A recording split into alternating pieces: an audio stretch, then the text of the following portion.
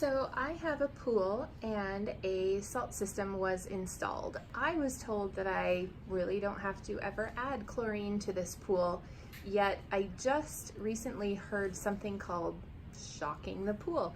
Can you explain to me what that means and how it relates to me having a saltwater pool? Okay, so a saltwater pool is still a chlorine environment. You're just using sodium chloride mixed in water, suspended in water, to create chlorine gas and sodium hydroxide. And that after the chlorine gas, which is in the water, does what it needs to do, it reattaches to the sodium hydroxide and creates sodium chloride in water again. So it's still a chlorine environment. However, what happens is two things. One of the downsides of a salt system is that in that production process, it raises the pH. And when you raise the pH too high, chlorine becomes less effective. The higher the pH, the lower the sanitation value of chlorine is. The lower the pH, the more active the chlorine is. So if you go way below your normal level of 7.2 to 7.6, depending on what you're being taught, where you're being taught, but if you take it below that, the chlorine becomes very active, becomes very strong, and a very good sanitizer. But if you get up to 7.8, 8.0, the chlorine becomes inefficient and sometimes not effective at all. So part of a salt system is as it floats up, and if the pH doesn't keep coming down, you're not getting the chlorine punch that you could be getting. Hence why it's not a bad idea to have liquid chlorine on occasion to put in. The other part is talking about shocking a pool.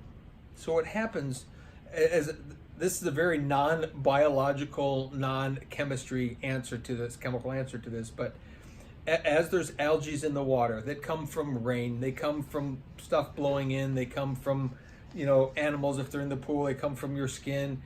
Algae start to grow in the water. So there's bacteria and algae and things that grow, and they mutate very quickly. And what happens is, while you have you've got your normal level of chlorine of 1.5 parts per million, as that's its normal environment, algae and bacteria and things can learn to live in that. So what happens is, every week to 2 weeks, ideally, what you do is you shock your pool. Now, most salt systems have a button that gives what it does, it produces 100% chlorine for 24 hours. That's your shocking system. You do that every couple weeks. And while that's fairly effective, it's not always effective enough. So we recommend using liquid chlorine every week to every 2 weeks as a shock. And way back in the day when we had a retail store and we were testing hundreds of water samples, we tried to keep it simple. And we would always say, we want to take the chlorine level to break point. You want to skyrocket the chlorine for a short period of time so it kills off that algae.